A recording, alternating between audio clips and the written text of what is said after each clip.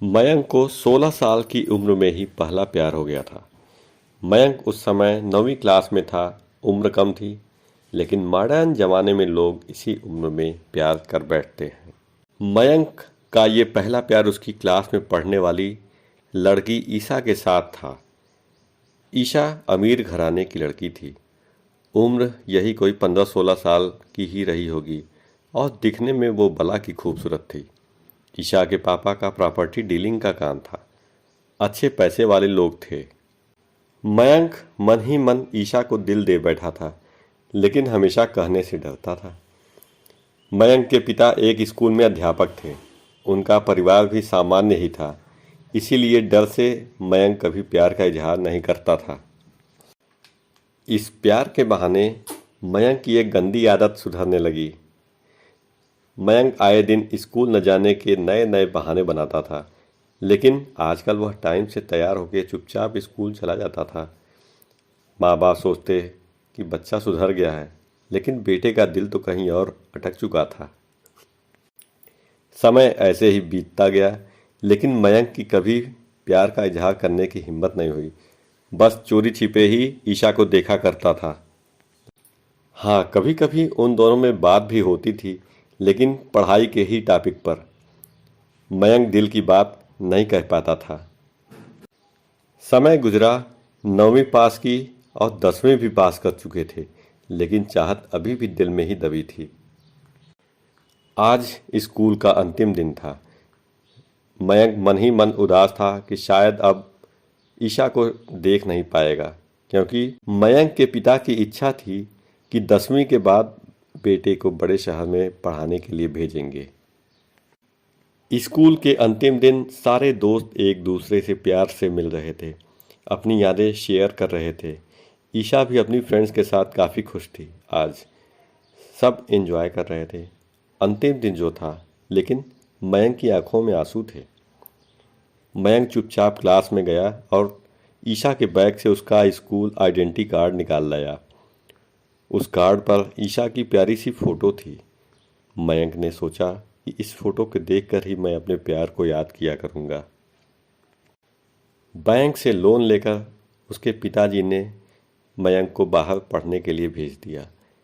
ईशा के पिता ने भी किसी दूसरे शहर में एक बड़ा मकान बना लिया और वहाँ शिफ्ट हो गए। मयंक अब हमेशा के लिए ईशा से जुदा हो चुका था। समय अपनी रफ्तार से बीतता गया। मयंक ने अपनी पढ़ाई पूरी की और एक बड़ी कंपनी में नौकरी भी करने लगा था। अच्छी तनख्वाह भी थी, लेकिन ज़िंदगी में एक कमी हमेशा खलती थी, वो थी ईशा। लाख कोशिशों के बाद भी मयंक फिर कभी ईशा से नहीं मिल पाया था। घर वालों ने मयंक की शादी एक सुंदर लड़की से कर दी और संयोग से उस लड़की का नाम भी ईशा ही था। मयंक जब भी अपनी पत्नी को ईशा नाम से पुकारता, उसके दिल की धड़कन तेज हो उठती थी। आंखों के आगे बचपन की तस्वीरें उभर आया करती थीं। पत्नी को उसने कभी इस बात का एहसास नहीं होने दिया था कि लेकिन आज भी वह ईशा से सच्चा प्यार करता था।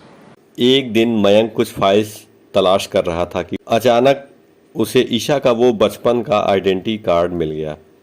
उस पर छपे ईशा के प्यारे से चेहरे को देखकर मयंक भाव खो उठा कि तभी पत्नी अंदर आ गई और उसने भी यह फ़ोटो देख ली। पत्नी ने पूछा, यह कौन है? जरा इसकी फ़ोटो तो मुझे भी दिखाइए। मयंक ने उत्तर दिया, अरे कुछ नहीं, ये ऐसे ही बचपन की दोस्त थी। पत्नी ने फिर सवाल किया, अरे यह तो मेरी ही फ़ोटो है, ये मेरा बचपन का फ़ोटो है। देखो, ये लिखा है सरस्वती कॉन्वेंट स्कूल, यहीं तो मैं पढ़ती थी। मयंक यह सुनकर खुशी से पागल सा हो गया। क्या यह तुम्हारी फ़ोटो है? मैं इस लड़की से बचपन से बहुत प्यार करता हूँ। ईशा ने अब मयंक को अपनी पर्सनल डायरी दिखाई, जहाँ ईशा की कई बचपन की फ़ोटो लगी थी। मयंक की पत्नी वास्तव में वही ईशा थी जिसे वह बचपन से प्यार करता था। ईशा ने मयंक के आंसू पोंछे और प्यार से उसे गले लगा लिया, क्योंकि वह आज से नहीं बल्कि बचपन से ही उसे चाहने वाला था। मयंक बार बार भगवान का शुक्रिया अदा कर रहा था दोस्तों, वो कहते हैं ना, प्यार अगर सच्चा हो तो रंग लाता ही है। ठीक वही हुआ मयंक और ईशा के साथ भी। आपको हमारी ये प्रेम कहानी कैसी लगी हमें कमेंट करके ज़रूर से बताइए।